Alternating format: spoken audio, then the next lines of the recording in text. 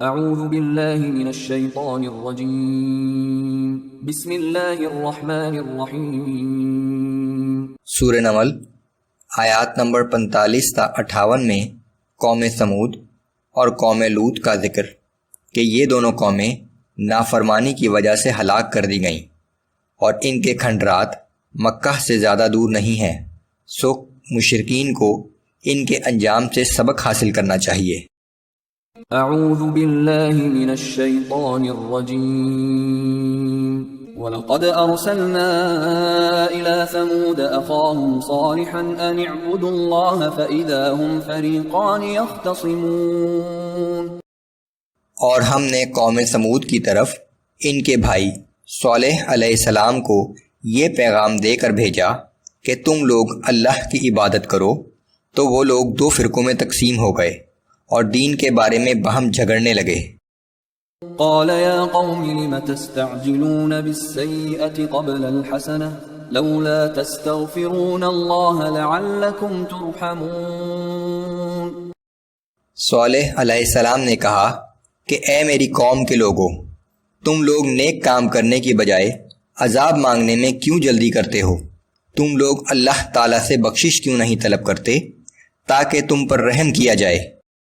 قالوا اطيرنا بك وبمن معك۔ وہ لوگ کہنے لگے کہ ہم نے تجھے اور تیرے ساتھیوں کو منحوس پایا ہے۔ قال طائركم عند الله بل انتم قوم تفتنون۔ صالح علیہ السلام نے کہا کہ تمہاری نحوست کا سبب تو اللہ ہی کے علم میں ہے، بلکہ حقیقت یہ ہے کہ تم لوگ آزمائش میں مبتلا کیے گئے ہو۔ وَكَانَ فِي الْمَدِينَةِ 9 رَهْطٍ يُفْسِدُونَ فِي الْأَرْضِ وَلَا يُصْلِحُونَ۔ اور اس شہر میں 9 سردار تھے جو ہر جگہ فساد برپا کرتے تھے اور اصلاح پر آمادہ نہیں ہوتے تھے۔ قالوا تقاسموا بالله لنبيتنه وأهله ثم لنقولن لوليه ما شهدنا مهلك أهله وإنا لصادقون۔ انہوں نے آپس میں کہا کہ تم سب اللہ کی قسمیں کھاؤ کہ ہم رات کو صالح علیہ السلام اور اس کے گھر والوں پر حملہ کر دیں گے، پھر اس کے وارثوں سے کہہ دیں گے کہ ہم تو ان لوگوں کی ہلاکت کے موقع پر موجود ہی نہ تھے اور یقیناً ہم سچے ہیں۔ وَمَكَرُوا مَكْرًا وَمَكَرْنَا مَكْرًا وَهُمْ لَا يَشْعُرُونَ۔ انہوں نے ایک سازشی منصوبہ بنایا اور ہم نے اس کے خلاف ایسی جوابی تدبیر کی جس کے متعلق وہ سوچ بھی نہ سکتے تھے۔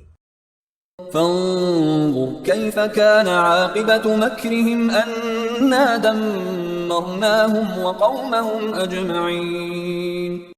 سو دیکھ لو ان کی سازش کا کیا انجام ہوا، ہم نے انہیں اور ان کی ساری قوم کو تباہ کر دیا۔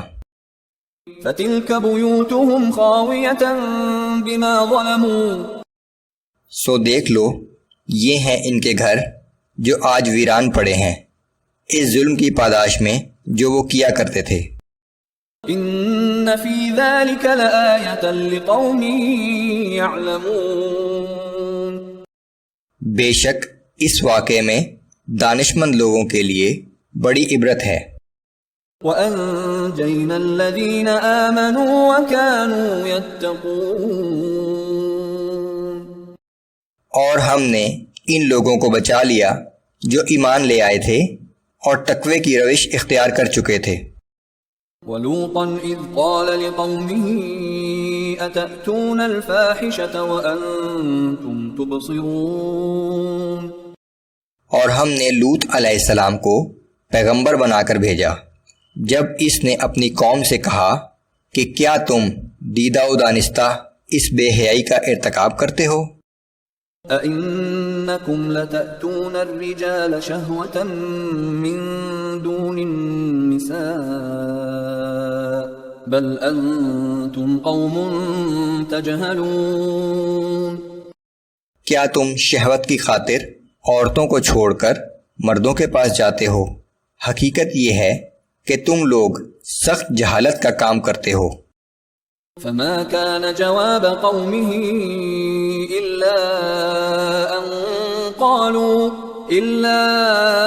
أن قالوا أخرجوا آل لوط من قريتكم إنهم أناس يتطهرون. مگر اس کی قوم کے پاس اس کے سوا کوئی جواب نہ تھا کہ انہوں نے آپس میں کہا کہ لوط علیہ السلام اور اس کے گھر والوں کو اپنی بستی سے نکال دو، یہ بڑے پاک باز بنتے ہیں. فَأَنْجَيْنَاهُ وَأَهْلَهُ إِلَّا امْرَأَتَهُ قَدَّرْنَاهَا مِنَ الْغَابِرِينَ. آخر کار ہم نے لوط اور اس کے گھر والوں کو بچا لیا سوائے اس کی بیوی کے، جس کے بارے میں ہم نے طے کر رکھا تھا کہ وہ پیچھے رہ جانے والوں میں شامل ہوگی. وَأَمْطَرْنَا عَلَيْهِمْ مَطَرًا فَسَاءَ مَطَرُ الْمُنذَرِينَ. پھر ہم نے ان کے اوپر پتھروں کی زبردست بارش برسائی، سو کیا ہی بری بارش تھی ان لوگوں پر جنہیں پہلے ہی برے انجام سے خبردار کر دیا گیا تھا.